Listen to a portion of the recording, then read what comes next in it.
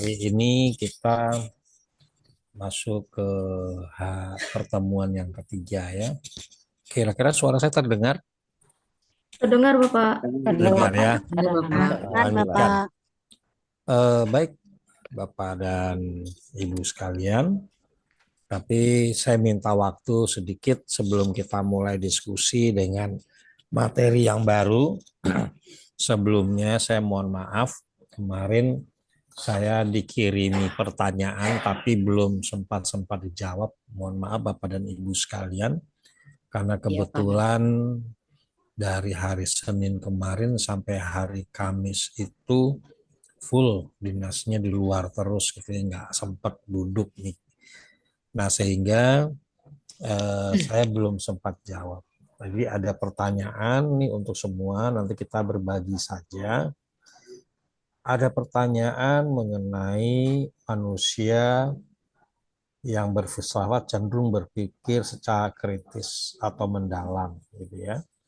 Nah, cuma permasalahannya adalah sering disangkutkan bahwa orang yang begitu mendalami filsafat bisa menjadi ateis, gitu ya. Nah, sehingga bahkan menurut pengalaman Pulisti ini pernah menjaga jarak dengan orang-orang yang mencoba mendalami filsafat, gitu ya. Nah, jadi sebetulnya begini Bapak dan Ibu sekalian, eh, ketika kita berpandangan bahwa seorang filsuf itu rentan terhadap ateis, gitu ya. Padahal sebelumnya kalau kita sadari mereka tidak ateis, gitu ya. Mereka tidak ateis sebelumnya. Nah, justru setelah mencoba berpikir kritis, gitu ya, kemudian mencari pembuktian-pembuktian, gitu ya. Nah, disitulah muncul sikap-sikap ateisnya tadi, gitu ya, sehingga dia tidak lagi memperdayai sebuah agama sebagai sebuah dogma, gitu ya, tetapi dia sudah mencoba mencari sebuah pembuktian, gitu ya. Nah, memang ketika kita belajar filsafat ini, jika tidak dilandasi dengan sebuah keimanan, maka tidak menutup kemungkinan kita menjadi ateis atau sekuler, gitu ya. Nah, mengapa dia bisa menjadi sekuler? Ada beberapa hal yang menyebabkan mereka menjadi ateis tadi. Pertama, kalau kita melihat awalnya sebuah filsafat, filsafat itu bisa kita sebut sebagai filosofia, gitu ya. Yang artinya di sana ada unsur rasa kecintaan, gitu ya, dan kebijaksanaan, sehingga dia lebih menekankan kepada eh, kebijaksanaan, pola berpikirnya, sebuah korelasi yang bisa dihubungkan. Jadi sebetulnya dia bukan mencoba menolak ajaran agama, bukan. Dia cuma mencari kebetulannya. Nah, sehingga ketika dia mencoba memperdalam ini, tentunya bagi yang memiliki keiman, dia akan memperdalam keyakinan. Tapi bagi yang tidak beriman, ya akhirnya bergeser. Sama seperti ini Bapak dan Ibu sekalian. Saya akan coba sampaikan. Bapak dan Ibu tahu paham komunis? Pak, tahu. Tahu ya. Kira-kira kenapa kita tidak boleh mengikuti paham komunis? Seolah-olah paham komunis itu bertentangan dengan Pancasila, Pak. Oh Dogmanya gitu. seperti itu. Oh gitu. Padahal Ada kalau lagi? dipandang lain mah belum tentu. Gitu. Ada lagi kira-kira? Paham komunis Izin, tidak Pak. seperti Ya, tidak memiliki agama, Pak. tidak memiliki agama. Paham komunis menghalalkan segala cara untuk mencapai Pah- tujuan. Paham komunis menghalalkan segala cara. Nah, ini sama dengan filsafat yang kita sedang pelajari ini Bapak dan Ibu. Dulu saya juga berpikir, udah, itu sebuah doktrin, nggak boleh. Sama nih seperti yang kirim WA ke saya. Itu teman-teman filsafat, hati-hati loh, ntar bisa nggak punya agama. Makanya dijauhin tuh teman-temannya, gitu ya. Kenapa? Takut dipengaruhi dengan filsafat, kita berpikir kritis, akhirnya menyimpang. Nah, sama dengan maaf, bukan komunis. Bedakan PKI dengan komunis, Bapak dan Ibu sekalian. Komunis itu adalah sebuah paham sosialis, gitu ya. Kalau dikatakan tadi menghalalkan segala cara, nah ini dia perbedaannya. Selama ini kita mendengarnya seperti itu ya Bapak dan Ibu sekalian ya. Pada paham sosialis itu adalah segala sesuatu itu dimiliki oleh negara untuk kepentingan masyarakatnya. Sosialis. Bapak dan Ibu sekalian tahu koperasi? Tahu? Koperasi itu pahamnya sosialis loh. Ya, azas kekeluargaan. Nah, ya kalau kita mendalami koperasi itu sosialis loh. Tetapi karena kita sudah diberikan frame dalam pola berpikir kita bahwa komunis itu tidak baik, gitu. Akhirnya apa yang terjadi? Kita menghindari ajaran-ajaran itu. Padahal kalau Bapak dan Ibu kalian dikatakan paham komunis itu tidak beragama, tapi kenyataan kenapa di Rusia banyak masjid? Ya kan? Berarti boleh dong agama. Nah, sehingga muncul penilaian kita bahwa sebetulnya komunis itu tidak beragama boleh, gitu ya. Tidak beragama boleh. Kalau di Indonesia boleh nggak tidak beragama? Nggak ada tuh, KTP-nya pasti ada agamanya. Makanya kadang-kala kan Ada. ada. Tapi di Bisa. undang-undang mah hak. Ya, Pak. Nah, itu sebabnya. Gitu ya. Makanya di KTP nggak ada tuh tulisannya ateis agamanya gitu. Nggak ada. Iya. Gitu ya. Pasti dia menyebutkan gitu ya. Entah dia bisa, entah dia tidak, yang pasti menyebutkan. Nah, sama kayak filsuf juga gitu ya. Ketika dia sudah memahami, mencari sebuah pembenaran, seperti paham komunis tadi, paham komunis itu, Bapak dan Ibu sekalian, seluruh produksi-produksi itu dikendalikan oleh negara. Sehingga tidak ada kepemilikan yang bersifat kepribadian. Gitu ya, tidak ada tuh. Ini kita bicara komunis murni, Bapak dan Ibu ya, jangan lihat komunis yang hari ini ya. Tidak ada pemilikan kepribadian, tidak diakui. Apa yang terjadi? Semua produksi-produksi penting dikendalikan oleh negara. Rakyat bekerja untuk negara. Negara menggaji rakyatnya. Jadi dalam sistem sosialis itu tidak ada yang kaya, tidak ada yang miskin. Gitu ya. Nah, sama dengan filsafat kita gitu ya. Karena kita mencoba mencari pembenaran-pembenaran, mungkin saja saat ini orang mencoba mencari perbandingan-perbandingan antara komunis dengan liberal, gitu ya. Lalu bisa juga ada yang berpikir ternyata komunis lebih bagus ya. Kenapa? Karena lebih mementingkan rakyatnya. Sampai bisa berputar begitu kita berpikir setelah kita mencoba mencari pembenaran. Sama dengan filsuf. Filsuf itu kan mencari kebenarannya. Jadi kalau tidak ada jawabannya, dia menganggap itu tidak ada. Nah, itu sebabnya yang namanya Paul, ya, filsuf yang dari Perancis itu ya, makanya dia lebih menekankan bahwa penciptaan manusia itu adalah dari manusia sendiri, gitu ya, karena dia hanya melihat kenyataannya aja, dia tidak bisa berpikir secara abstrak, dia berpikirnya yang nyata-nyata aja, yang ada pembuktiannya gitu ya, makanya eksistensi gitu ya, itu mendahului hakikat, gitu. Apa akibatnya eksistensi mendahului hakikat? Karena konsep itu dianggap sebagai sesuatu yang melahirkan. Gitu ya. Nah, makanya bicara soal ketuhanan, Paul ini udah tidak akan bisa masuk. Gitu ya. Contoh kecil nih Bapak dan Ibu sekalian. Tokoh filsafat di Indonesia siapa sih yang lagi top saat-saat ini? Rocky Gerung. Wah, Bapak dan Ibu tahu nggak agamanya apa? Kalau di KTP sih kayaknya kalau nggak Protestan Katolik, Pak. Nah, ini dia pakai Katolik kalau kayaknya. enggak ya. Artinya kita nggak pernah tahu ini sebetulnya orang beragama apa enggak sih gitu ya. Karena kita nggak tahu secara pasti. Itulah hakikatnya seorang yang mencoba mendalami filsafat tadi, karena dia mencari pembenaran-pembenaran tadi. Namun Bapak dan Ibu sekalian, bukan berarti kita harus menyingkir. Kalau kita harus menyingkir, kadangkala di dalam filsafat itu sendiri ada hal-hal yang perlu kita ketahui dengan baik gitu ya, agar kita tetap paham gitu ya. Jangan sampai nanti kita meninggalkan malah kita tidak mengerti apa-apa. Seperti yang barusan saya sampaikan, komunis dengan komunisme itu beda, gitu ya. Sosialis dengan sosialisme itu beda. Nah, sehingga ketika waktu itu kita punya frame, kita punya pola berpikir dibatasi kepada hal yang tidak baik dan bertentangan dengan agama, maka kita tidak pernah mau mempelajarinya. Tapi kita coba lihat kemajuan sebuah teknologi, kemajuan sebuah peradaban bagi negara-negara komunis itu seperti apa.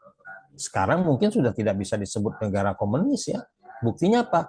Di Rusia sudah ada konglomerat. Di Cina sudah ada konglomerat.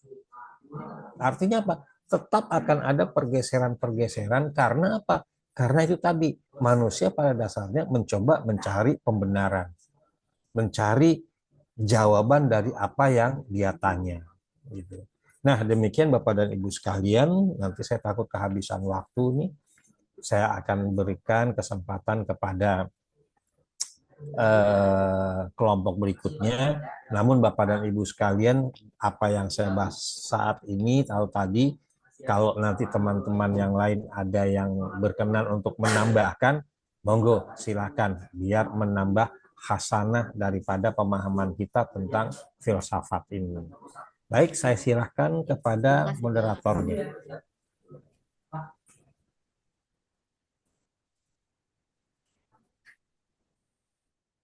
Baik, terima kasih Bapak atas kesempatannya. Bapak Teguh, monitor? Iya, siap. Sudah muncul di layar. Oke, baik.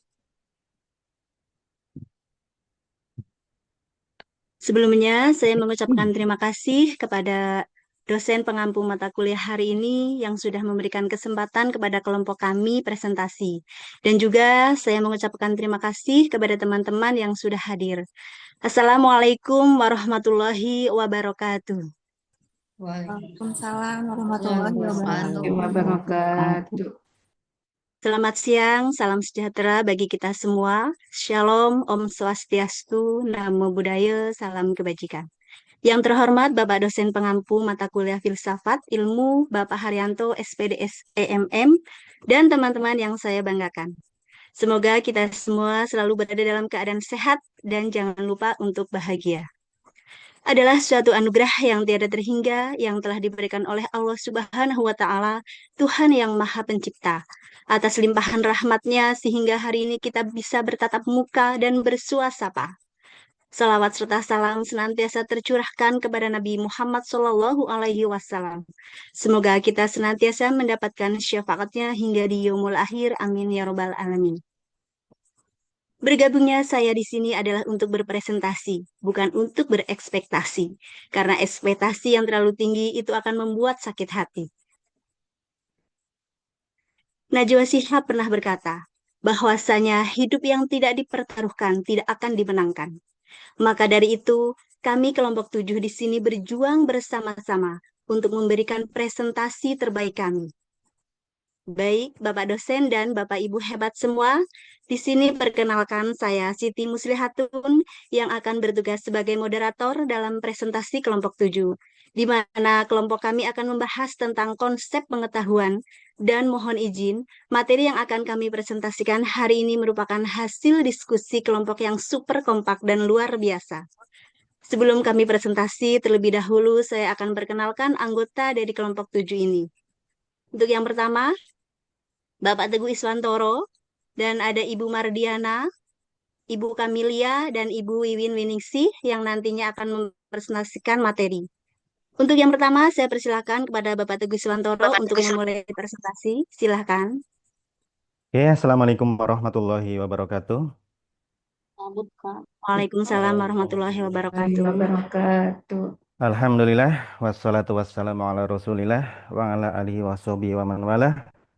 La hawla wa la quwata illa billah. Rabbi shrah li sadri wa yassir li amri wahlul 'uqdatam min lisani yafqahu qawli. Amma ba'd. Terima kasih atas kesempatan yang diberikan kepada saya untuk mempresentasikan konsep ilmu pengetahuan dalam filsafat. Yang pertama yang akan kami paparkan ada latar belakang, kemudian definisi pengetahuan, peran vital pengetahuan, sumber pengetahuan, kontribusi pengetahuan, inovasi pengetahuan, nanti ada refleksi, ada pertanyaan reflektif, dan kesimpulan. Baik, yang pertama, ilmu pengetahuan, latar belakangnya ilmu pengetahuan terus mengalami perubahan dari waktu ke waktu seiring dengan perkembangan zaman. Sehingga diperlukannya sumber daya manusia yang mampu beradaptasi dengan terjadinya perkembangan zaman. Untuk menghasilkan sumber daya manusia yang berkualitas, tentunya diperlukan proses pendidikan. Nah, pendidikan dan ilmu pengetahuan merupakan dua bagian yang tidak dapat dipisahkan. Di dalam pendidikan terdapat ilmu pengetahuan, dan di dalam pengetahuan terdapat kegiatan pendidikan. Manusia sebagai makhluk yang memiliki akal dan pikiran tentunya sangat memerlukan pengetahuan yang luas. Untuk mendapatkan pengetahuan yang luas tersebut, maka diperlukannya keuletan, kegigihan, dan minat belajar yang tinggi. Apa itu pengetahuan?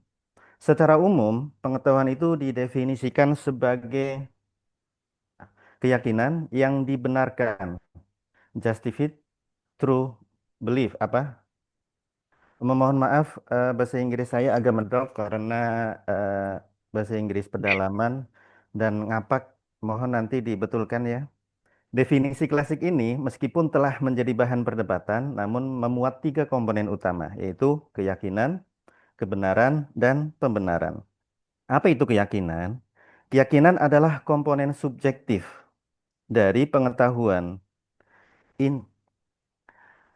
Ini adalah kondisi internal di mana seseorang menerima atau menganggap suatu pernyataan atau proposisi sebagai sesuatu yang benar. Tanpa adanya keyakinan, pengetahuan tidak mungkin ada.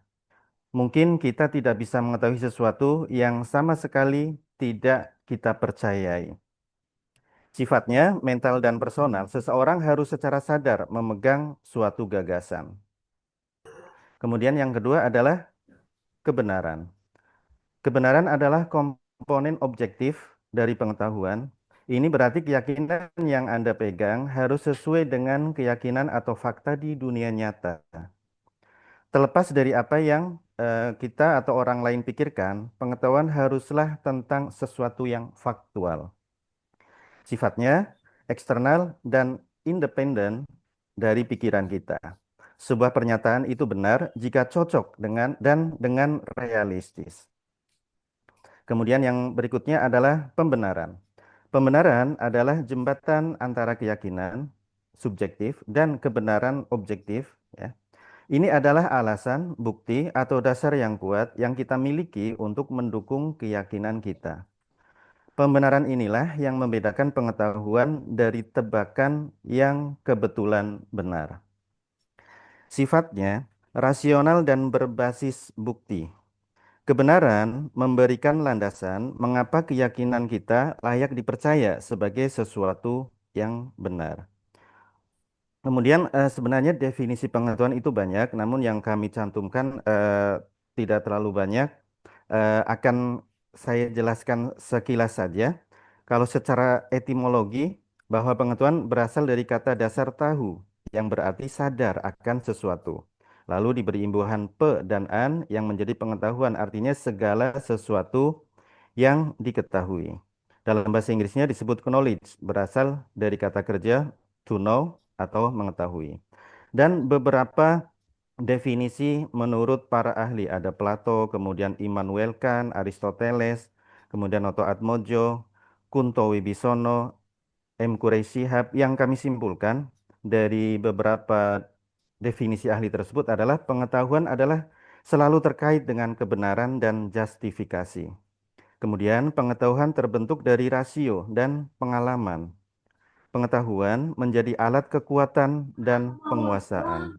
Di mana? Ada Pengetahuan di mana? Ada di rumah Adi. Bapak. Jadi kenapa takut ditinggalin Cipa? Gitu aja sana pulang.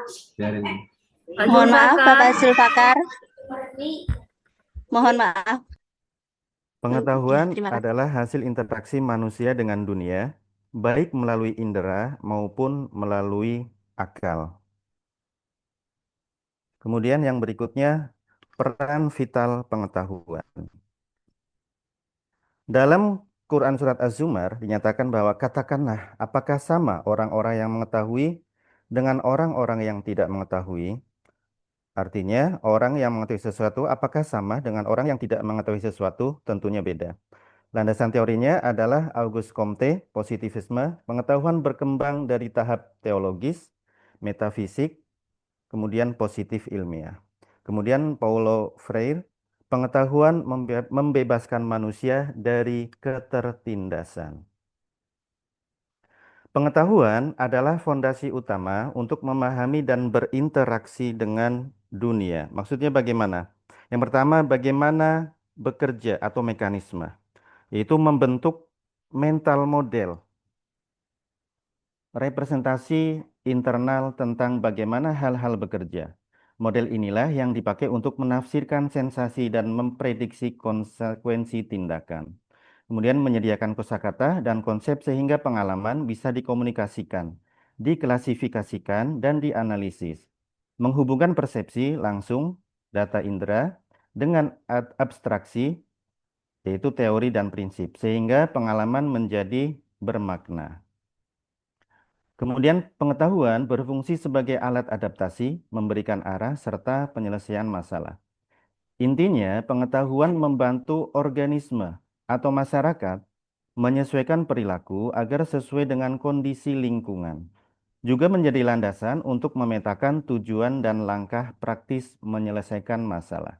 Bagaimana cara bekerjanya? Prinsipnya, pengetahuan memungkinkan prediksi konsekuensi lingkungan. Kemudian mengubah perilaku manusia untuk bertahan, misalkan memilih bahan bangunan tahan gempa, dan sebagainya. Kemudian memberikan arah, menetapkan tujuan yang rasional berdasarkan informasi. Contohnya target produksi, kebijakan publik, kemudian penyelesaian masalah, yaitu menyediakan alat, metode, prosedur untuk mengidentifikasi akar masalah dan langkah remediatif. Kemudian pengetahuan sebagai alat adaptasi terhadap perubahan lingkungan. Maksudnya seperti apa? Adaptasi di sini lebih menekankan kepada kapasitas untuk menyesuaikan diri terhadap perubahan cepat, iklim, teknologi, ekonomi, ya. Menggunakan pengetahuan untuk mitigasi dan transformasi. Cara bekerjanya adalah yang pertama deteksi perubahan lewat observasi dan monitoring, ilmiah maupun lokal. Kemudian analisis rasio, memprediksi dampak dan prioritas respon. Kemudian implementasinya seperti apa? Merancang perubahan praktik, teknologi, atau kebijakan. Misalkan varietas tanaman yang tahan terhadap kekeringan. Literasinya belajar dari hasil dan menyesuaikan kebijakan atau praktik lagi, atau adaptive management.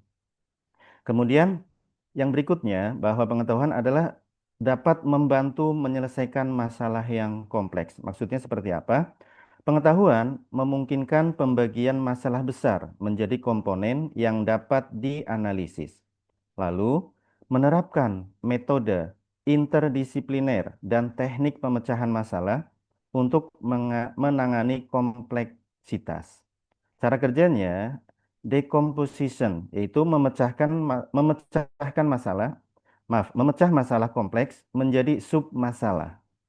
Misalkan kesehatan masyarakat, ada epidemiologi, kemudian zat gizi, dan infrastruktur. Hanya contoh sebagian kecilnya. Kemudian modeling dan simulasinya adalah membuat model untuk memahami interaksi, sistem dinamis, permodelan agent. Kemudian metode ilmiah dan teknik keputusannya adalah hipotesis, pengujian, evaluasi, dan optimisasi. Kolaborasi lintas disiplin bisa menggabungkan perspektif sosiologi, ekonomi, teknologi, dan sebagainya. Kemudian yang berikutnya adalah menjadi dasar perkembangan budaya dan peradaban. Pengetahuan adalah bahan baku budaya. Nilai-nilai, bahasa, teknologi, institusi, ya. Akumulasi pengetahuan dari generasi ke generasi itu memungkinkan kemajuan peradaban, teknologi, seni, hukum, dan ilmu. Akumulasi dan transmisi pengetahuan direkam, ditulis, artefak digital, dan diajarkan. Generasi berikut bisa memulai dari capaian sebelumnya, atau standing of the shoulders of giants. Institusionalisasi. Pengetahuan menjadi bagian institusi, sekolah, universitas, atau birokrasi, kebijakan, dan norma budaya. Inovasi dan kreativitas adalah pengetahuan historis memberikan bahan untuk eksperimen artistik, ilmiah, dan teknologi. Legitimasinya sosial, pengetahuan membantu membentuk nilai dan sistem hukum yang stabil. Baik, demikian yang dapat saya sampaikan. Kemudian untuk materi berikutnya akan dilanjutkan oleh Bu Kamilia. Dipersilahkan.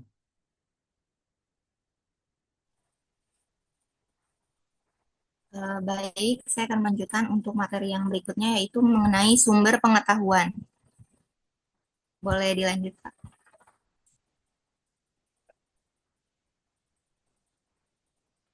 Berdasarkan Quran Surat An-Nahl, dikatakan Allah memberi manusia pendengaran, penglihatan, dan hati agar memperoleh pengetahuan. Lalu berdasarkan landasan teori yang digunakan, Rini Descartes rasionalisme, akar sebagai sumber utama untuk pengetahuan, dan David Hume empirisme, semua pengetahuan berasal dari pengalaman. Berikutnya, Pak. Sumber pengetahuan terbagi dalam beberapa bagian, yaitu pengalaman langsung, di mana kita sebagai individu mendapatkan pengetahuan tersebut dalam pengalaman langsung yang kita alami dalam kehidupan sehari-hari. Lalu dalam otoritas, yaitu diperoleh dari individu atau lembaga yang dianggap memiliki keahlian, kewenangan, atau kedudukan untuk dipercaya. Lalu rasionalitas, yang diperoleh melalui pemikiran yang logis, penalaran, dan analisis, serta melibatkan juga pengalaman langsung. Pengetahuan yang selanjutnya diperoleh melalui intuisi, yaitu muncul secara spontan langsung tanpa melalui proses berpikir yang panjang ataupun penelitian secara sistematis. Pengetahuan juga diperoleh secara empiris, di mana pengetahuan diperoleh melalui pengalaman indrawi dan pengamatan langsung terhadap fakta yang terjadi di lapangan. Secara teoritis, pengetahuan diperoleh melalui penyusunan konsep, teori, atau prinsip yang sistematis, yang abstrak dan secara ilmiah. Dan secara praktis, pengetahuan yang diperoleh langsung dipraktikkan dalam kehidupan nyata. Secara etnis, pengetahuan berkembang dari tradisi, budaya, dan pengalaman kolektif suatu kelompok, masyarakat, atau etnis tertentu. Berikutnya, Pak.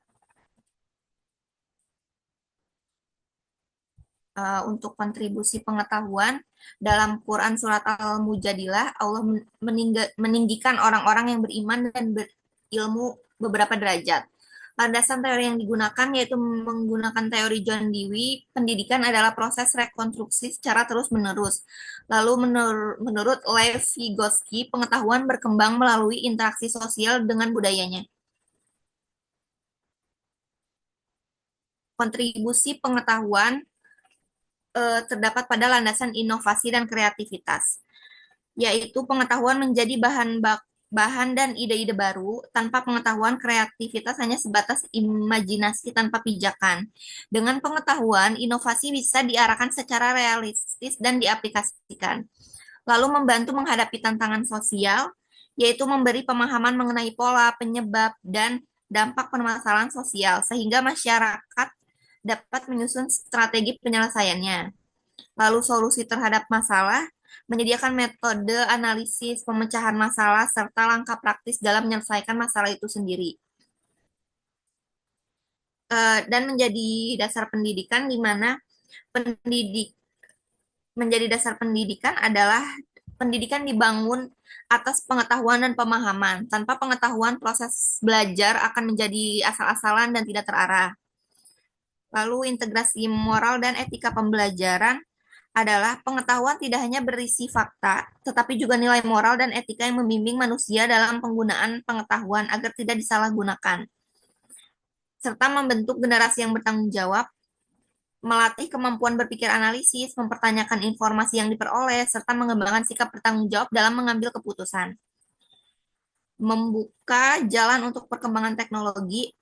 Setiap perkembangan teknologi itu berawal dari pengetahuan dasar yang dikembangkan, kemudian pengetahuan ilmiah memberi arah untuk teknologi dapat dieksperimenkan atau dikembangkan lebih lanjut.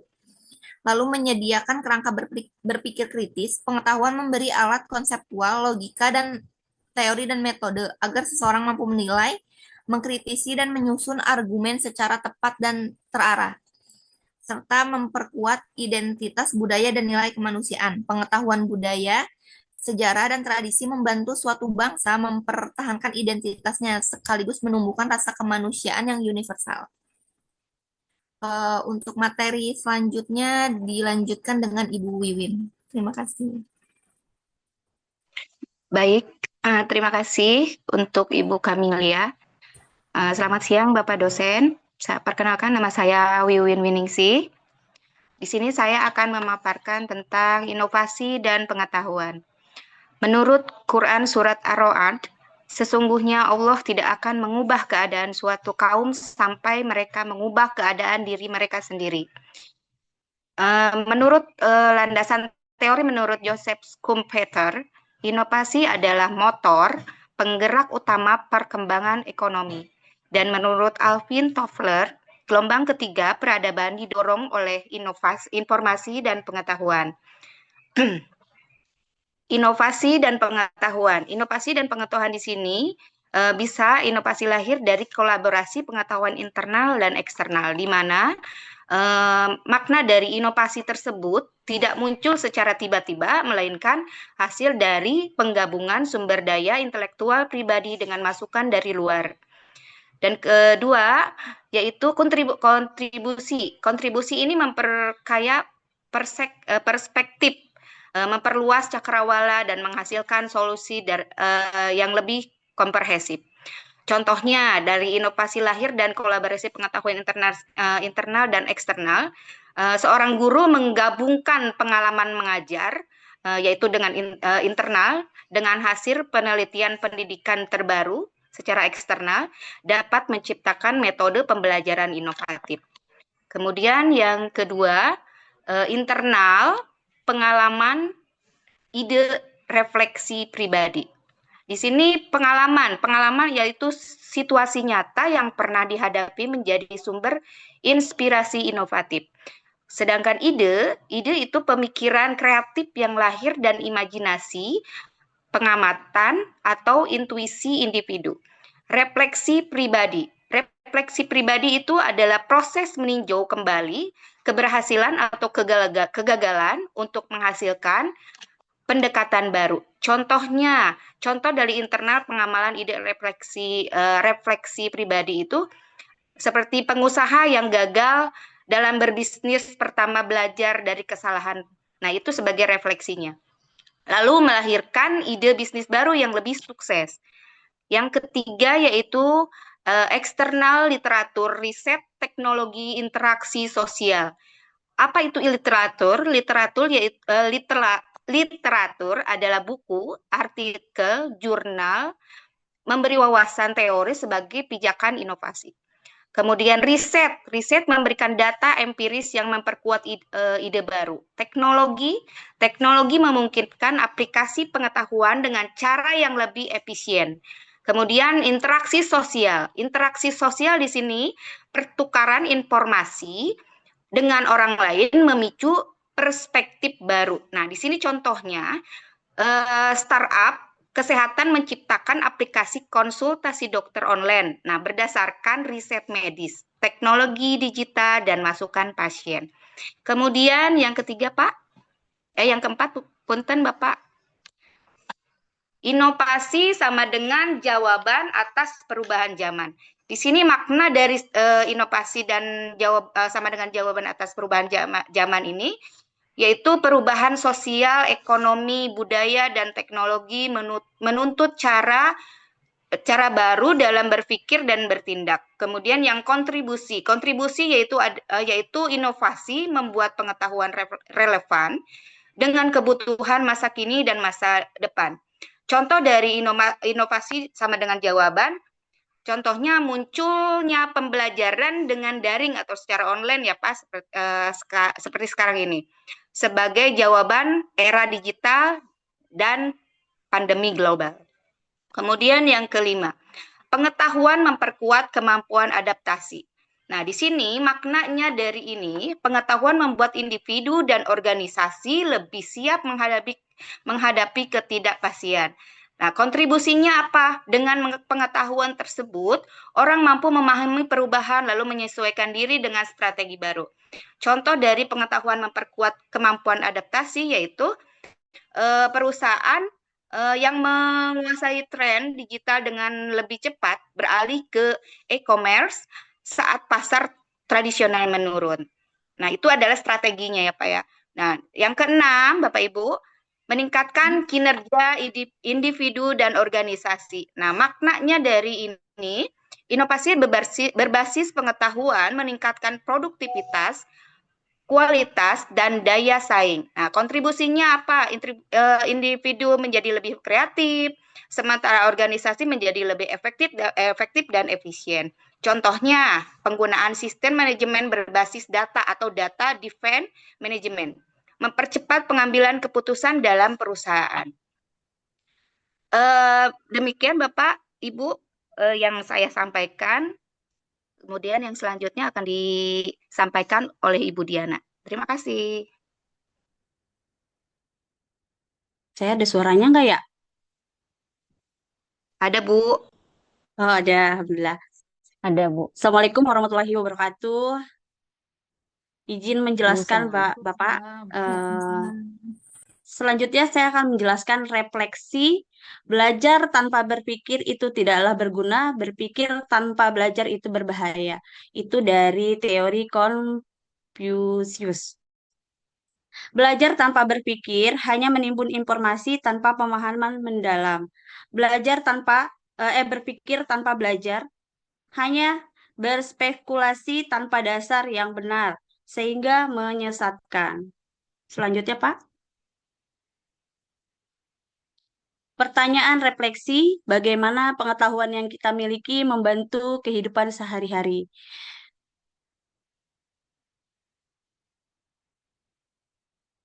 Pengetahuan bukan hanya sekedar kumpulan informasi, melainkan menjadi panduan praktis untuk bertindak. Setiap keputusan kecil dalam hidup sehari-hari sebenarnya dipengaruhi oleh pengetahuan yang kita miliki. Tanpa pengetahuan, kita akan kesulitan dalam memahami di lingkungan, mengambil keputusan, bahkan berinteraksi dengan orang lain. Apa peran pengetahuan dalam menghadapi perubahan global? Perubahan global, baik berupa perkembangan teknologi, perubahan iklim, maupun dinamika sosial ekonomi, menuntut manusia untuk selalu beradaptasi. Disinilah pengetahuan berperan sebagai kompas, agar kita tidak tersesat. Tanpa pengetahuan, kita akan tertinggal dan kesulitan dalam menyesuaikan diri dengan dunia yang terus bergerak cepat. Selanjutnya, Pak. Nah, pada di akhir pemaparan PPT kali ini, saya ambil kesimpulan secara keseluruhan, konsep pengetahuan dalam filsafat yaitu sebuah perjalanan intelektual yang terus-menerus mengajak kita untuk tidak menerima pengetahuan begitu saja, melainkan untuk selalu menyelidiki bagaimana kita tahu apa yang kita tahu, memvalidasi sumber-sumbernya, dan memahami keterbatasan dari pengetahuan manusia itu sendiri. Sekian, kembali ke pembawa acara.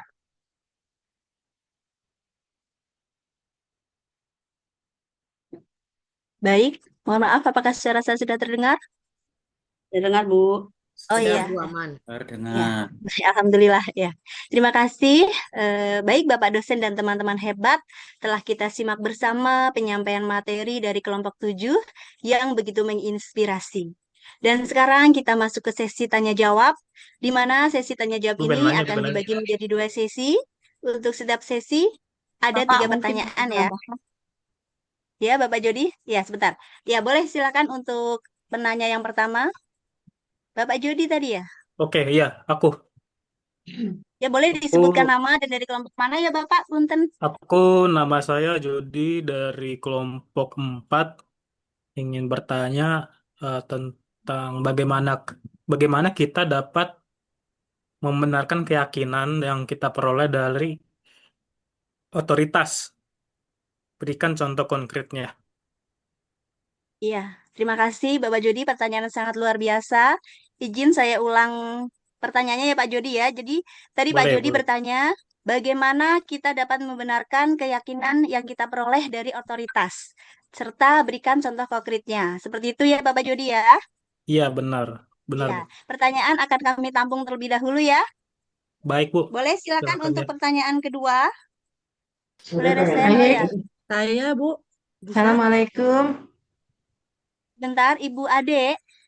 Ya, oke. Dengan Ibu siapa? Assalamualaikum warahmatullahi wabarakatuh. Waalaikumsalam warahmatullahi wabarakatuh. Saya akan menanyakan yaitu bagaimana saja batasan dari pengetahuan manusia. Itu aja. Terima kasih. Boleh, jadi tadi Ibu Ade bertanya bagaimana saja batasan, mohon maaf. Pengetahuan manusia. Oke. Ya, terima kasih untuk pertanyaannya. Kemudian untuk pertanyaan ketiga ya, sebelum mungkin dari kelompok Dari Bu Paulina ya. kelompok dari Pak kelompok Bu bisa Nuriyama. ya. Ya, baik teman-teman, Tiga nama saya dulu. Nuriyama. Saya dari kelompok 1 ingin menanyakan tentang jika suatu pengetahuan tidak memiliki rasional atau bukti empiris, apakah hal tersebut sebagai pengetahuan? Mungkin itu saja tanya. Ya, Ya, sudah, Bu. terima kasih Ibu Nuriyama. Apa sebelum saya ulangi? Tadi pertanyaan dari Ibu Nuriyama, izin saya ulang kembali ya Ibu ya. Jadi Ya. jika suatu pengetahuan tidak memiliki dasar rasional atau bukti empiris, apakah hal tersebut masih bisa disebut sebagai pengetahuan? Seperti itu Ibu? Ya, betul, betul. Iya, baik, terima kasih. Dari kelompok 7, Saya Karolin, Bu, dari kelompok 1. Karolin dari kelompok 1. oh iya, maaf, mungkin ini kita jawab dulu 3 pertanyaan. Untuk yang 3 pertanyaan lagi di sesi kedua Ibu Punten. Boleh seperti itu ya? Boleh, boleh. Ya, oke. Izin kita akan jawab dulu untuk yang 3 pertanyaan tadi ya. Untuk pertanyaan yang pertama, pertanyaan dari Bapak Jody. Dari teman-teman kelompok 7? Pertanyaan tadi apa, Bu? Ya, pertanyaan dari Bapak Jody tadi, jika suatu pengetahuan tidak memiliki dasar rasional atau bukti empiris, apakah hal tersebut masih bisa disebut sebagai pengetahuan? Seperti itu. Atau mungkin saya izin ya untuk mencoba menjawab ya, Kak Jody. Ya. Itu pertanyaan filosofi yang sangat bagus menurut saya ya, karena secara umum suatu pengetahuan yang tidak memiliki dasar rasional ataupun bukti empiris tentunya tidak dapat sepenuhnya dianggap sebagai pengetahuan dalam pengertian modern. Ini karena definisi pengetahuan itu sendiri sangat bergantung pada bagaimana kita memverifikasi dan membenarkan suatu klaim. Sedangkan secara filosofis, pengetahuan harus memenuhi 3 syarat utama, seperti yang tadi dijelaskan oleh Bapak Teguh ya. Di antaranya yang pertama yaitu kepercayaan, belief, atau yang kedua kebenaran tadi, dan pembenaran. Jika tidak ada dasar rasional ataupun bukti empiris, maka yang ada hanya keyakinan subjektif yang belum bisa dikategorikan sebagai pengetahuan. Hal ini tentunya lebih tepat disebut sebagai opini atau kepercayaan pribadi. Pengetahuan sejati harus dapat diuji, dibuktikan, dan juga dipertanggungjawabkan secara logis maupun empiris. Karena rasionalisme dan empiris ini adalah dua aliran utama yang sangat penting bagi ilmu pengetahuan. Jadi secara kesimpulannya tadi sementara seseorang itu mungkin memiliki keyakinan yang kuat tanpa bukti. Pengetahuan dalam arti yang paling ketat memerlukan pembenaran yang dapat diverifikasi, baik secara rasional maupun melalui logika. Tanpa salah satu dari keduanya, klaim tersebut tetap hanya sebatas keyakinan pribadi. Yaitu kalau menurut saya. Mungkin cukup Pak Jody?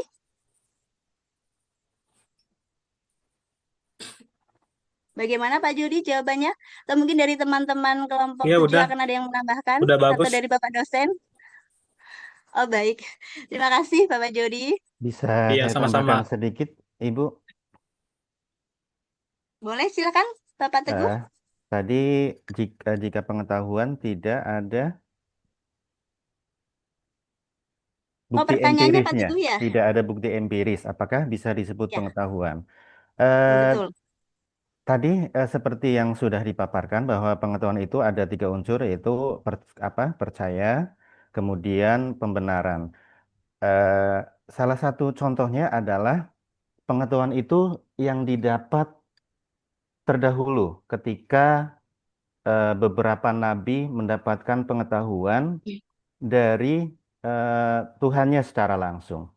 Dan itu beberapa tidak dapat dibuktikan secara empiris. Contoh, di dalam Islam itu ada perjalanan Rasul dari Masjidil Haram ke Sidratul Muntaha. Nah, di situ tidak bisa dibuktikan secara empiris, tapi di situ ada unsur kita harus meyakininya dan menjustifikasi bahwa itu benar bagi umat yang membenarkannya. Dan seperti agama lain pun mungkin contoh kasusnya seperti itu. Jadi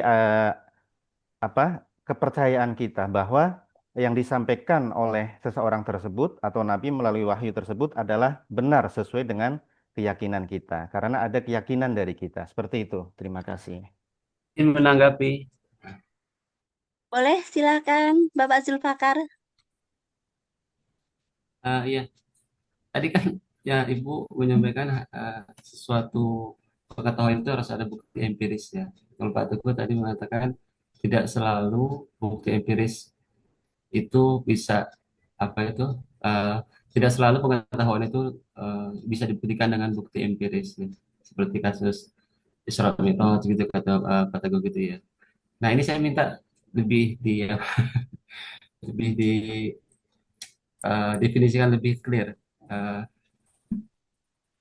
Kalau Baik, tadi mungkin kan memang untuk contoh konsepnya, konkret kali ya Pak.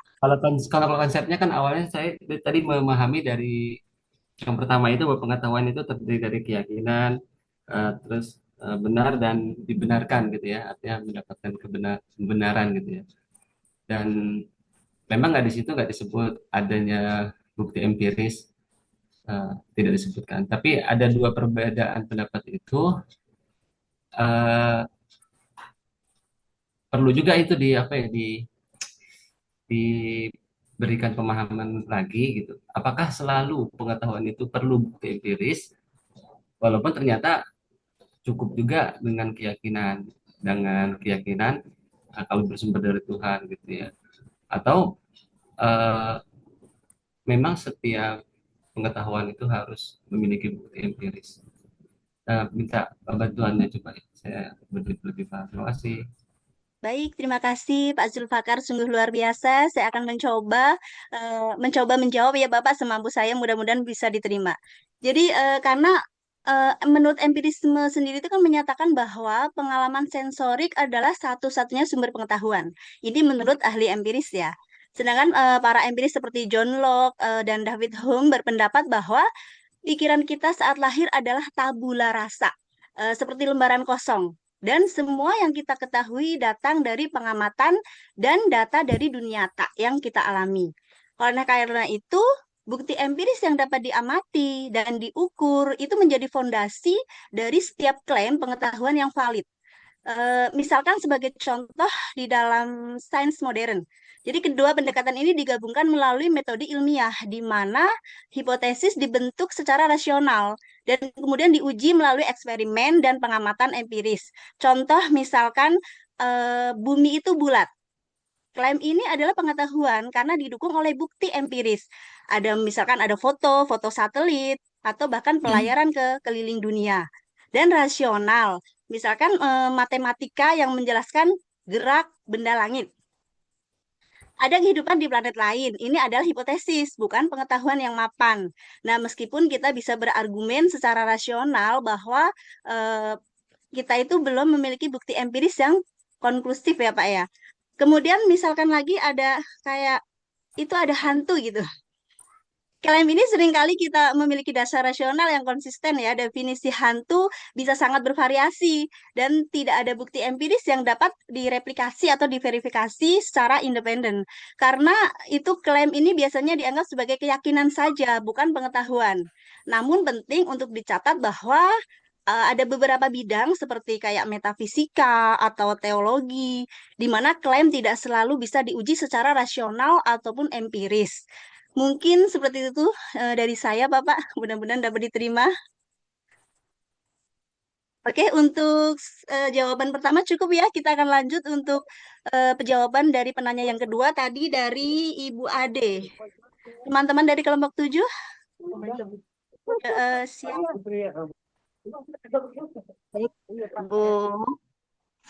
Bu Ade itu Ibu tadi Wiri. bagaimana saja batasan dari pengetahuan manusia menurut gimana Bu? Pertanyaannya? Menurut pengalaman pribadi saja ya.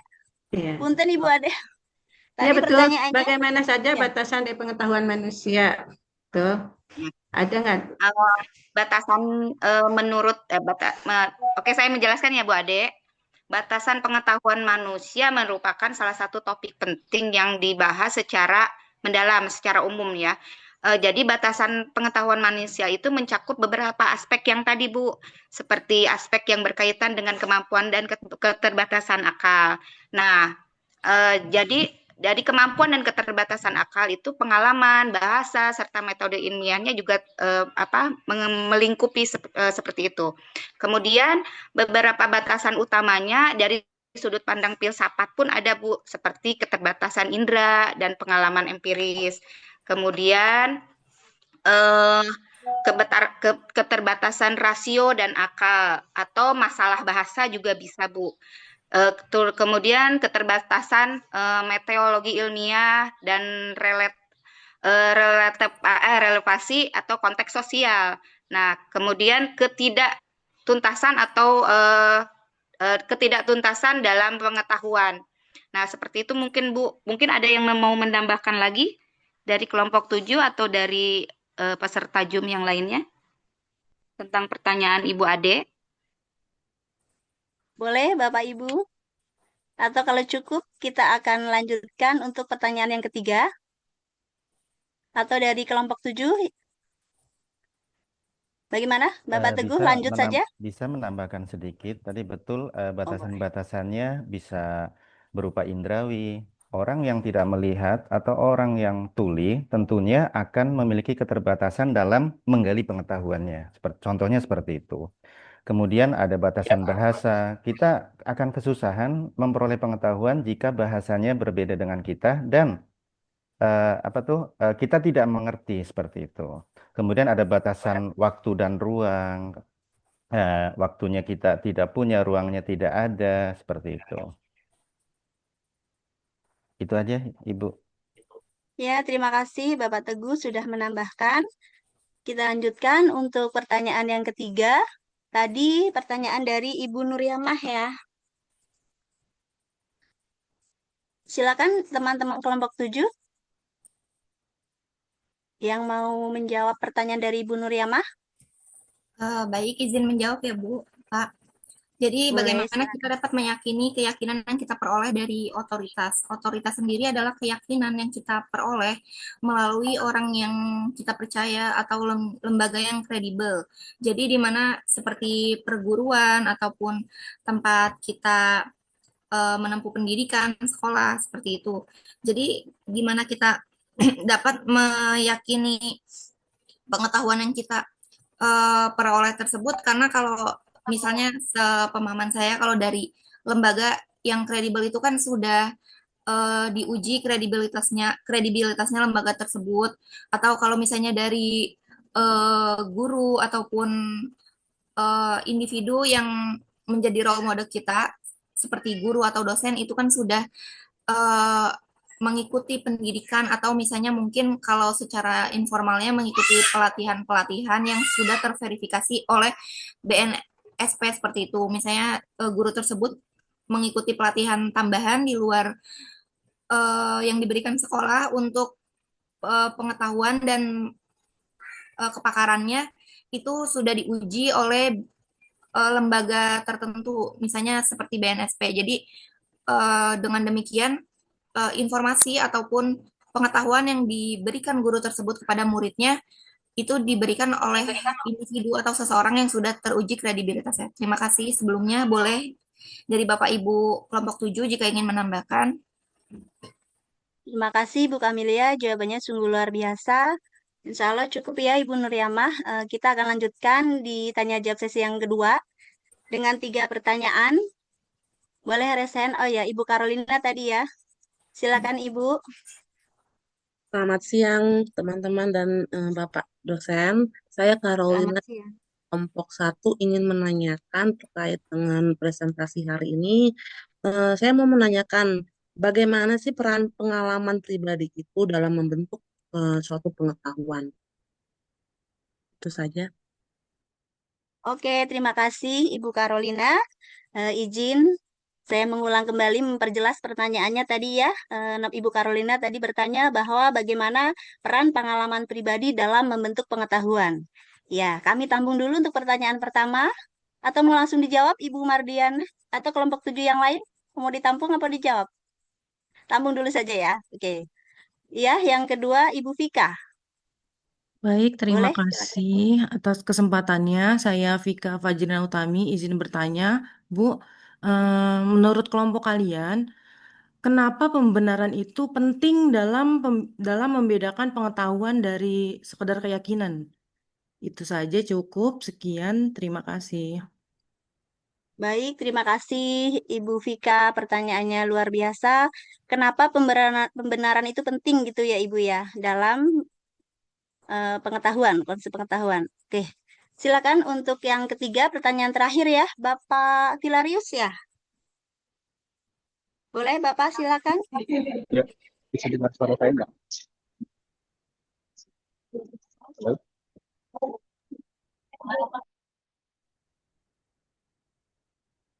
Boleh Bapak Filarius? Maaf. Iya. Suara saya enggak kedengaran enggak?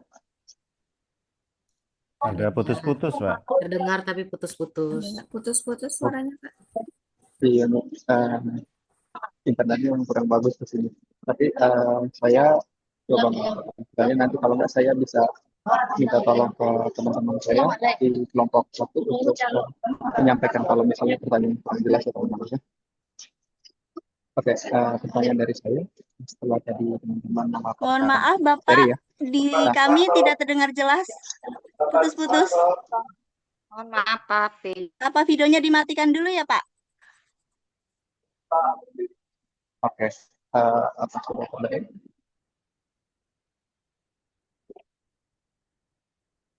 Masih belum terdengar ya?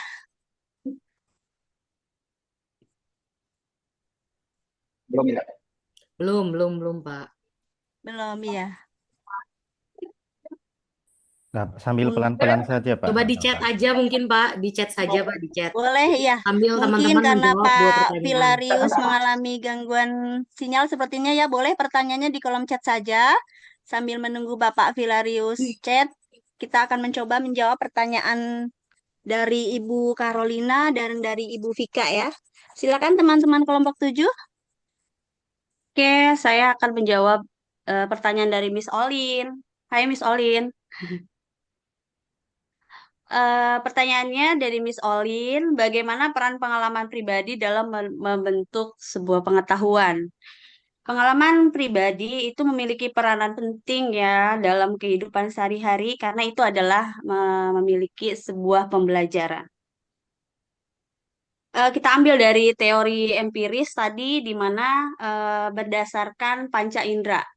Kita tidak akan mengetahui bagaimana api itu panas kalau hanya sekedar teori saja. Jadi kita memang mengalami secara langsung, yaitu dengan kita melihat secara langsung. Bukan hanya teori saja, baca buku saja, kita tidak akan tahu ketika kita bahwa cabai itu adalah pedas. Jadi semua kita ketahui dari tiga itu. Jadi dari baca buku, teori, dan merasakan secara langsung. Berikutnya, pengalaman pribadi itu kita ambil dari persepsi dan keyakinan setiap individu. Kita meyakini terhadap sesuatu itu secara berbeda ketika kita memang melakukan secara langsung. Misal, kita pernah mengalami kegagalan terhadap sesuatu gitu. Kita kecewa atau dan lain sebagainya, tapi orang lain belum tentu kecewa. Jadi kita memang merasakan secara langsung. Tapi terhadap kita dan mereka itu pasti memiliki konsep yang berbeda ketika kita merasakan secara langsung. Yang ketiga, kita merasakan tingkat emosional yang berbeda dari apa yang kita rasakan terhadap lingkungan sekitar, pasti responnya berbeda. Jadi kita memang harus mengalami secara langsung.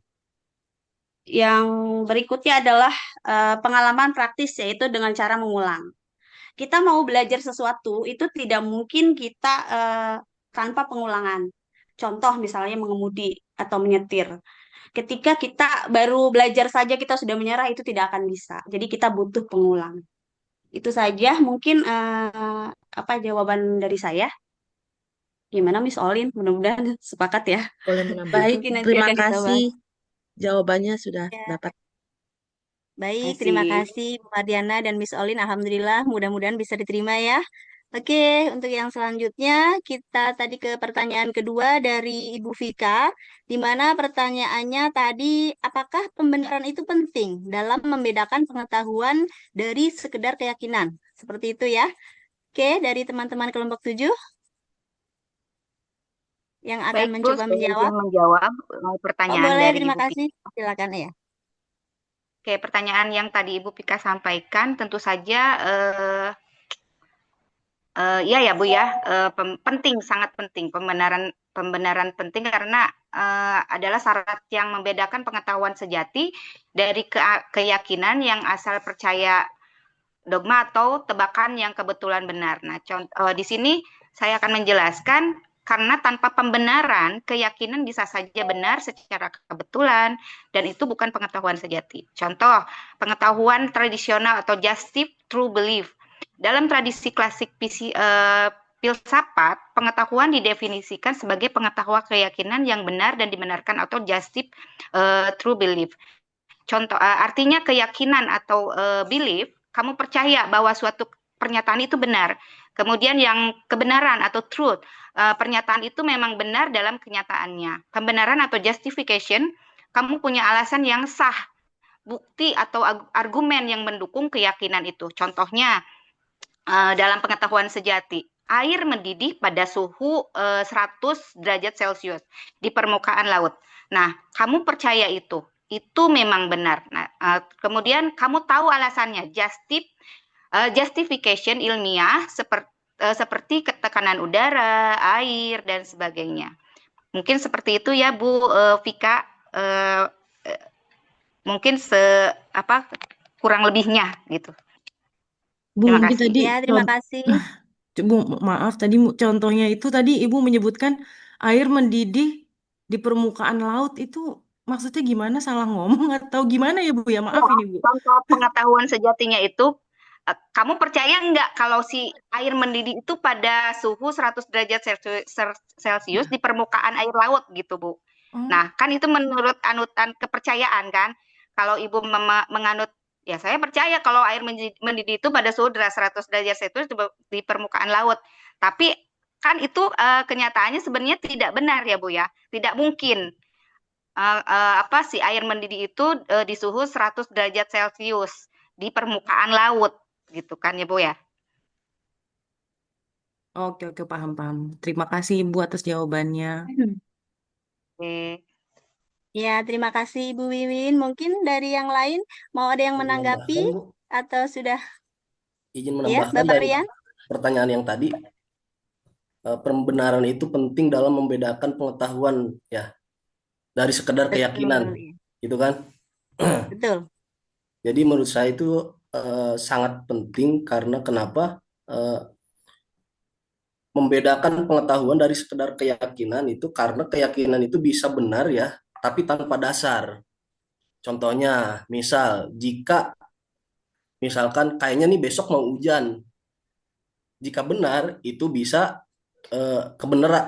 kebenaran gitu kan. Tapi jika salah berarti itu kan hanya keyakinan saja. Tapi pengetahuan itu menuntut alasan yang dapat dipertanggungjawabkan ya. Jadi pengetahuan itu lebih logis, ada buktinya atau ada alasannya yang mendukung. Jadi pembenaran itu adalah syarat utama agar suatu keyakinan itu benar bisa naik derajatnya menjadi pengetahuan, bukan sekedar tebak-tebakan atau kepercayaan pribadi. Gitu saja mungkin Bu dari tambahan dari saya. Ya, terima kasih Bapak Rian. Tambahannya luar biasa. Jadi menambah pemahaman kita semua ya. Dari Bapak Ibu yang lain mungkin ada yang mau menanggapi lagi, menambahkan?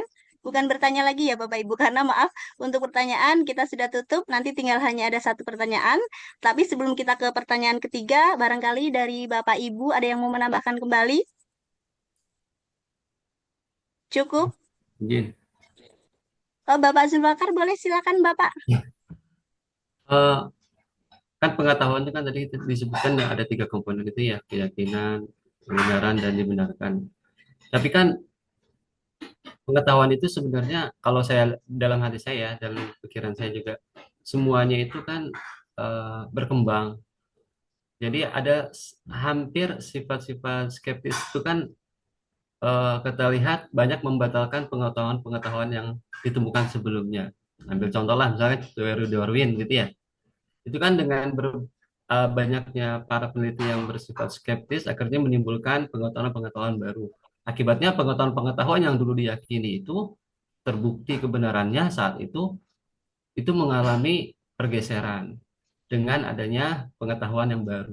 Jadi pengetahuan itu sebenarnya sesuatu yang bisa juga tidak benar karena dengan sifat skeptis dari para ilmuwan-ilmuwan ternyata berkembang menjadi pengetahuan yang lebih tepat lagi, dan mungkin hampir semua sisi-sisi teknologi atau pengetahuan itu bergerak seperti itu ya. Itu hanya satu contoh saja. Jadi benar juga menurut saya, sesuatu yang kita ketahui bisa jadi itu belum kita ketahui, dan itu terbukti dengan perjalanan sejarah. Terima kasih. Betul, Terima Pak. kasih Bapak Zulfakar. Oh, boleh silakan Bapak Betul, Teguh. satu contoh lagi kayak pengetahuan dulu, Pluto kan dikategorisasikan sebagai planet. Tapi dengan seiring berkembangnya ilmu pengetahuan dan teknologi, kan Pluto sekarang tidak dijadikan dalam golongan planet dalam tata surya, tapi dalam planet kerdil gitu loh, dan tidak memenuhi sebagai unsur planet yang masuk dalam tata surya. Padahal dalam pelajaran saya dulu, itu saya hafal sampai yang terakhir adalah Pluto, dan sekarang tidak. Sebab pengetahuan itu memang selalu berkembang seiring dengan perkembangan zaman. Baik, terima kasih Bapak Teguh, Bapak Zulfarkan, dan Bapak Rian ya, sungguh luar biasa. Alhamdulillah kita semakin tambah wawasannya ya. Dari ibu-ibunya mungkin ada yang menambahkan atau sudah cukup? Itu Kita masih lanjutkan masih ke... ada Ibu di chat itu, pertanyaan Oh, ketiga. oh iya, oke baik. Untuk pertanyaan ketiga ya Bapak ya. Baik, saya bacakan dulu pertanyaan dari Bapak Vilarius tadi ya. Beliau bertanya, menurut pandangan filsafat, pengetahuan harus memenuhi syarat sebagai kepercayaan yang benar dan dapat dibenarkan. Apakah bisa Bapak Ibu berikan contoh nyata yang sesuai dengan pandangan tersebut? Contoh di sekitar yang lebih konkret ya, Bapak Ibu. Terima kasih. Itu pertanyaan dari Bapak Fir. Silakan teman-teman kelompok 7. Oke, saya coba menjawab ya Ibu ya, sebatas Bapak Teguh, pengetahuan boleh saya. silakan Bapak Teguh. Oke, ini menurut pandangan filsafat ya. Karena tadi syarat pengetahuan itu yang pertama kepercayaan, belief, kebenaran, trust, dan pembenaran, justification. Nah, contoh nyatanya, sebentar, seseorang harus benar-benar meyakini sesuatu. Apa yang diyakini itu memang sesuai dengan kenyataan. Ini menurut pandangan filsafat ya Bapak Ibu ya. Nah, keyakinan itu didukung oleh alasan atau bukti yang rasional, bukan sekedar dugaan. Karena pandangan kan macam-macam ya Bapak Ibu ya. Kemudian contoh nyatanya dalam kehidupan sehari-hari yang relate aja, contohnya tentang ramalan cuaca ya. Kita percaya bahwa misal besok akan turun hujan. Kenapa? Kebenarannya besok memang benar-benar terjadi hujan. Nah, sebagai pembenarannya ya, kita percaya bukan hanya karena asal tebak, tetapi karena kita sudah melihat perakiraan cuaca dari BMKG. Dengan melihat adanya awan mendung yang tebal, kemudian mencium bau khas udara lembab sebelum hujan, ciri-cirinya seperti itu. Jadi, keyakinan kita bukanlah sekedar benar secara kebetulan, melainkan benar dan punya dasar pembenaran seperti itu. Itu menurut pandangan filsafat. Terima kasih. Mungkin ada yang bisa menambahkan. Boleh? Bapak Ibu, barangkali ada yang mau menambahkan? Bapak Ibu dari kelompok lain mungkin? Atau barangkali dari Bapak dosen? Boleh? Atau sudah cukup? Bagaimana Bapak Ibu, sudah cukup? Bisa diterima? Jawaban dari Bapak Teguh, jika sudah cukup, izin saya akan tutup. Oh boleh, baik, terima kasih.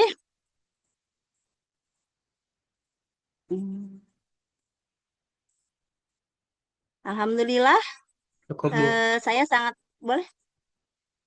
Halo, boleh Bapak dan izin saya tutup dulu ya. Saya mengapresiasi semua yang tadi begitu aktif menjawab dan memberikan tanggapan lain dari kelompok kami. Mungkin hanya itu yang bisa kami sampaikan. Mudah-mudahan dapat diterima. Saya mengapresiasi lagi karena orang sukses adalah orang yang berproses dan saya mendoakan semuanya sukses dan menginspirasi. Sukses itu hanya masalah waktu, namun berproses setiap waktu. Terima kasih atas atensi. Kami dari kelompok 7 pamit. Sampai jumpa di diskusi selanjutnya. Wassalamualaikum warahmatullahi wabarakatuh.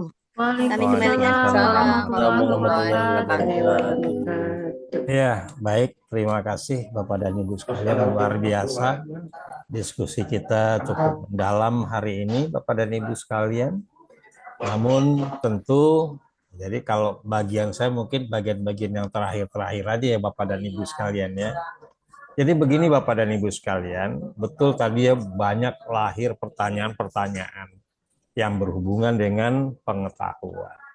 Nah, satu hal yang perlu kita pahami juga Bapak dan Ibu sekalian, bahwa yang namanya ilmu adalah pengetahuan.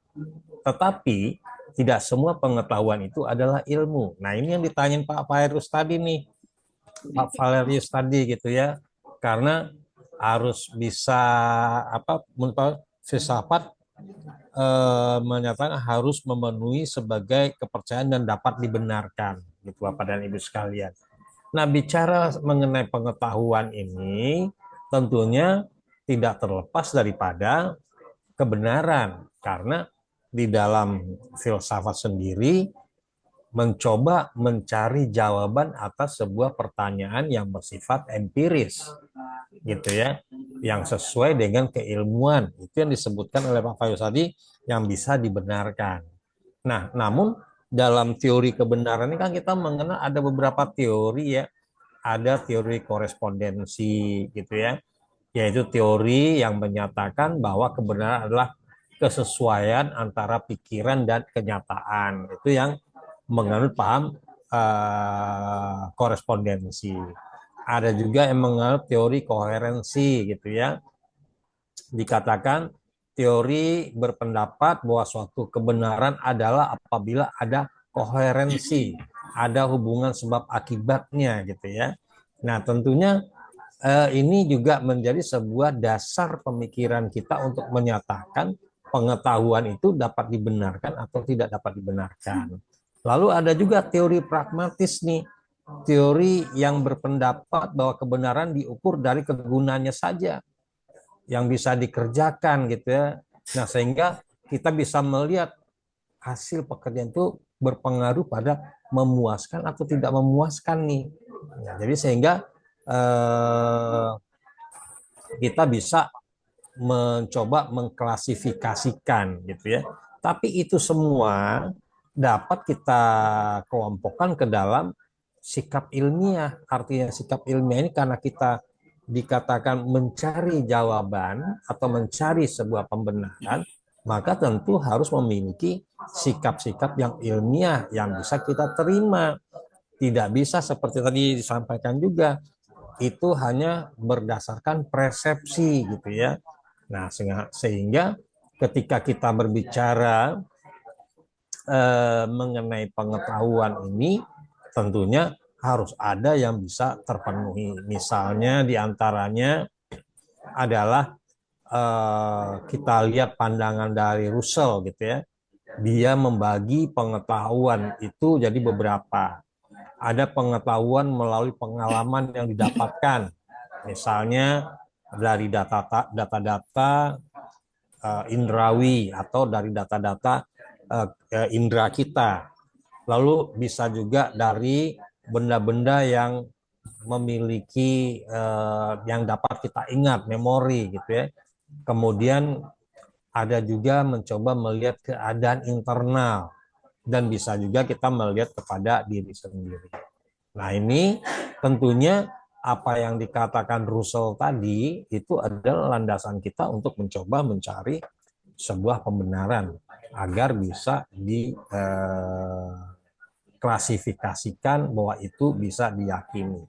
Misalnya kita ambil contoh Bapak dan Ibu sekalian, seperti tadi Pak siapa ya yang bicara itu ya, bahwa awalnya para filsuf beranggapan bumi ini adalah datar seperti meja. Jadi ketika seseorang berlayar, dia akan hilang, terjatuh. Jadi seperti itu pandangan filsuf awalnya. Tetapi kan harus dibuktikan secara empiris. Ketika dibuktikan, ketika dia mencari pembuktian, loh kok seseorang yang pergi tiba-tiba kok bisa kembali lagi. Nah, maka barulah ada anggapan bahwa bumi ini ternyata adalah bulat, gitu ya. Tidak seperti meja, gitu ya. Jadi ketika seseorang berangkat dari sisi yang lain, maka dia akan bisa kembali lagi. Nah, ini adalah tentunya contoh-contoh yang sangat sedikit. Jadi Bapak dan Ibu sekalian dapat mencoba menggali contoh-contoh lagi gitu ya, sehingga apa yang kita harapkan daripada pengetahuan yang kita maksud di sini adalah betul-betul. Tadi kita sudah mencoba melihat pengetahuan dari sisi keberadaan kita, gitu ya. Tapi nanti kita mudah-mudahan nanti saya juga bisa kirimkan PPT pengetahuan dilihat dari sisi keilmuannya, gitu ya. Arti keilmuan di sini adalah cikal bakal itu mengapa disebut sebagai sebuah pengetahuan bagi kita. Tentunya ini adalah hal-hal yang bisa memperkuat dugaan-dugaan kita bahwa pengetahuan itu betul berjalan dan berkembang terus. Nah, demikian Bapak dan Ibu sekalian mengenai resume yang saya berikan. Namun sebetulnya resumenya bisa banyak ya, cuma masalahnya waktu kita, tapi saya akan buatkan Bapak dan Ibu sekalian dalam bentuk PPT nanti mengenai pengetahuan ini, sehingga betul-betul nanti kita bisa fokus atau bisa membedakan mana yang dikatakan persepsi, mana yang dikatakan pengetahuan. Nah, contoh yang paling mudah yang bisa kita lihat Bapak dan Ibu sekalian adalah pengetahuan. Misalnya kita melihat dari sisi ekonomi misalnya gitu ya. Nah, kita lihat dari sisi ekonomi, dulu kita itu belanjanya harus cari pasar. Gitu ya. Tapi sekarang nggak perlu cari pasar, bisa belanja. Kenapa itu Bapak dan Ibu sekalian? Kira-kira apa yang menyebabkan? Sekarang kita nggak perlu pasar. Ini Kemajuan teknologi, Pak. Iya, kemajuan pengembangan teknologi. teknologi. Bapak dan Ibu sekalian, Belanja online kita Pak sekarang. belanja online. Bapak dan Ibu sekalian, kita bicara mengenai pengetahuan. Dulu kita mungkin mengajar siswa-siswi kita akan bilang, apa sih definisi pasar itu? Pertemuan antara penjual dan pembeli dulu Nah, itu, Pak. Ya kan, begitu ya. transaksi. Zaman dulu kita pengetahuan kita disampaikan dari transfer knowledge dari guru kita, dikatakan pasar itu adalah tempat bertemunya penjual dan pembeli. Nah, kalau stigmanya adalah tempat bertemunya penjual dan pembeli, ketika Bapak dan Ibu sekalian misalnya jalan-jalan ke tempat wisata, ada yang jualan, bisa disebut pasar nggak? Tidak, Pak. Tidak bisa ya, padahal kan tempat bertemu penjual dan pembeli. Iya. Iya kan? Nah, permasalahannya kan kita nggak pernah gali nih pengetahuan yang kita terima kemarin itu benar nggak sih ini definisinya gitu ya. Nah, sekarang ditambah lagi. Bapak dan Ibu kan dikatakan kemarin itu tempat bertemunya penjual dan pembeli. Sekarang Bapak dan Ibu sekalian pernah tahu nggak siapa penjualnya ketika membeli menggunakan alat komunikasi atau digital? Tidak pernah ketemu sama sekali malah.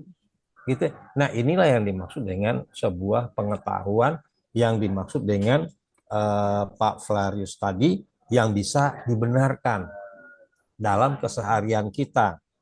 Awalnya kita punya persepsi pasar itu tempat orang bertemu, sekarang berubah, bergeser, gitu ya. Tetapi itu adalah contoh yang bisa kita lihat dalam keseharian, gitu ya. Yang mau tidak mau akhirnya kita terpaksa, oh ternyata sekarang pasar itu adalah di mana terjadi transaksi saja itu disebut pasar sudah. Ketika transaksinya di online berarti itu adalah di pasar abstrak, gitu ya. Oh ternyata transaksinya di pasar tradisional. Oh itu berarti di pasar konkret. Tinggal begitu kita membaginya. Tapi kan kalimat abstrak dan konkret ini harus ada pembenarannya. Itu yang dimaksud oleh Pak Fairuz tadi. Sehingga kita, oh iya ternyata akibat dari pengetahuan berkembang. Terutama misalnya dalam sistem informasi. Yang dulunya kita ingin bertemu seseorang harus bersusah-susah, sekarang nggak perlu lagi. Ya. Zaman Bapak dan Ibu mungkin masih pakai surat-suratan ya Pak ya, ngasih ke pujaan hati kan ya. Sekarang nggak perlu pakai surat-suratan, diketik aja nyampe langsung gitu ya. Kurang puas pakai video call langsung kelihatan orangnya. Kalau dulu apa bisa begitu? Itu semua akibat daripada pengetahuan ya Bapak dan Ibu sekalian. Baik Bapak dan Ibu sekalian, harusnya saya absen dulu ya. Apakah Bapak dan Ibu hadir semua nih? Iya Pak. Hadir Pak. Hadir semua dan ada mahasiswa baru Pak. Hah, ada yang baru? Ya. Ada yang baru Pak. Alhamdulillah dinamis sekali kelas Ada tadi semua, Pak. Jadi berapa totalnya nih? Total 53. Saya akan coba lihat Bapak dan Ibu. Takutnya nanti ada yang nggak, oh ya 53 saya melihatnya di sini. Saya anggap semuanya masuk Bapak dan Ibu ya, setuju ya? Setuju Untuk Bapak. mempersingkat Setuju waktu. Bapak. Pak, saya tanya satu aja, boleh? Iya, silakan Pak. Oke Pak, terima kasih. Di dalam slide Bapak, PPT Bapak itu ada keterangan bahwa kepribadian itu dipengaruhi oleh pembawaan dan pengaruh lingkungan sekitar. Betul Pak. Betul ya Pak. Nah, menurut Bapak atau pandangan filsafat, mana yang lebih besar pengaruhnya?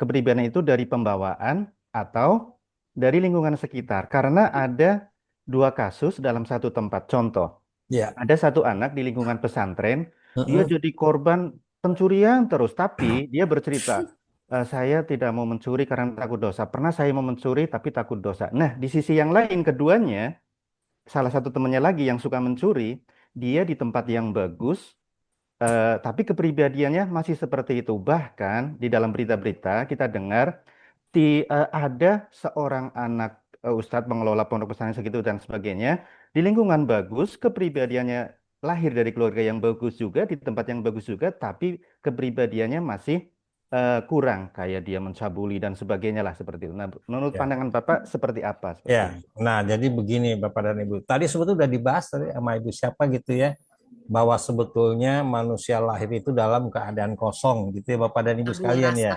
Nah, Tabula rasa. tabula rasa tadi ya.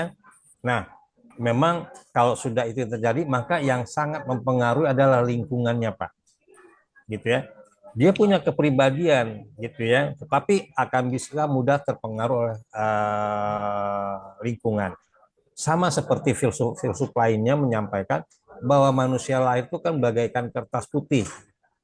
Nah, masalahnya nanti akan terisi dengan tulisan-tulisan yang indah atau tulisan yang main tarik saja, itu sangat berpengaruh pada lingkungannya. Tapi pada dasarnya dia punya kepribadian yang baik awalnya. Gitu. Sehingga ketika kita menghadapi dua contoh yang ada tadi yang Bapak sebutkan tadi itu mempengaruhi keberadaan dia di akhir daripada kegiatan-kegiatan atau pengetahuan yang dia dapatkan tadi. Jadi yang sangat dominan Bapak adalah lingkungan, Pak. Karena pada dasarnya kepribadian itu bagaikan kertas putih tadi yang akan diisi dengan berbagai macam pengetahuan yang dia akan terima. Gitu, Pak, ya. Tapi itu di kasus yang tadi itu Pak, lingkungannya kan misalkan kayak pondok pesantren ya. Iya. Kemudian dari seorang anak kiai, lingkungannya pesantren kan tahu sendiri lah Pak seperti apa. Tapi kenapa dia kok masih bisa melakukan perbuatan yang tercela dan bertentangan dengan lingkungan tersebut. Nah itu Pak. Padahal kesehariannya di situ terus gitu. Kan dia pengasuh gitu kan. Iya, betul. Nah itu dia ya Pak ya. Ini dia yang jadi masalah. Lingkungannya bagus, tapi kok hasilnya ini gitu Pak ya. Nah, ini sebetulnya yang dominan kepribadiannya atau lingkungannya gitu ya Pak ya. Nah, betul Pak. Nah, ada juga lingkungannya gitu ya, tidak baik, akhirnya anaknya juga tidak baik gitu kan. Nah, ada juga yang lingkungannya baik, ya memang baik hasilnya. Nah, ini tentunya Pak, tentunya kita perlu memberikan sebuah pendekatan secara empiris. Artinya kita tidak bisa menyatakan mana nih yang lebih dulu gitu ya, tapi secara filsuf atau filsafat pasti ada yang mempengaruhinya. Tetapi di sisi lain Bapak, ada faktor kejiwaan tadi gitu ya. Betul, di pesantren itu dia pada lingkungan yang baik gitu Pak. Itu kan pada suatu kondisi yang dia datangkan Pak. Tapi sebelumnya datang ke sana seperti apa ini? Sehingga terbentuk sebuah pengetahuan yang ada dalam dirinya dari yang sebelum dia datang ke pesantren. Jadi artinya dia di pesantren kan tidak serta-merta dalam kondisi yang seperti yang diharapkan gitu. Jadi lingkungan pertama dia bertempat tinggal ini sudah membentuk sebuah karakter yang ada dalam dirinya Pak, sehingga terbawa ke dalam lingkungan yang baik gitu. Nah ini mungkin yang disebut pepatah zaman dulu, karena nila setitik rusak rusuh sebelangan nih jadinya gitu Pak. Dia ada di lingkungan yang baik, tetapi karena awalnya dia dari lingkungan yang tidak baik, langsung itu sudah menjadi sebuah habit gitu ya di dalam dirinya, maka terbawa ke lingkungan kita.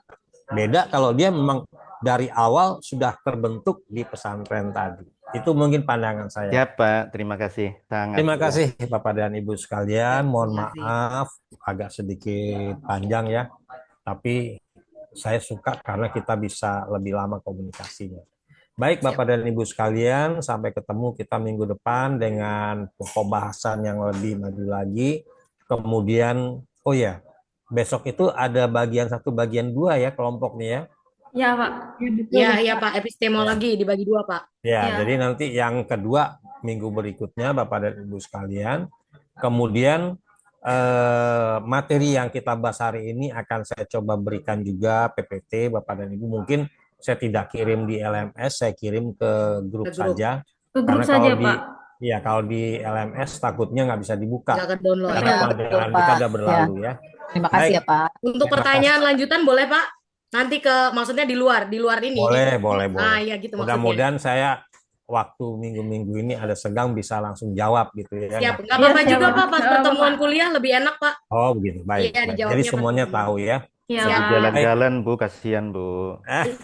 Iya, maksudnya nanti gitu loh, Bapak. Iya. Bapak nih bikin karadoks saya no adem. Ya, sip. Baik. Ya, Pak. Bapak dan Ibu sekalian, terima kasih. Wabillahi taufiq wal hidayah. Assalamualaikum warahmatullahi wabarakatuh. Waalaikumsalam warahmatullahi Terima kasih banyak, Pak. wabarakatuh. Terima kasih, teman-teman.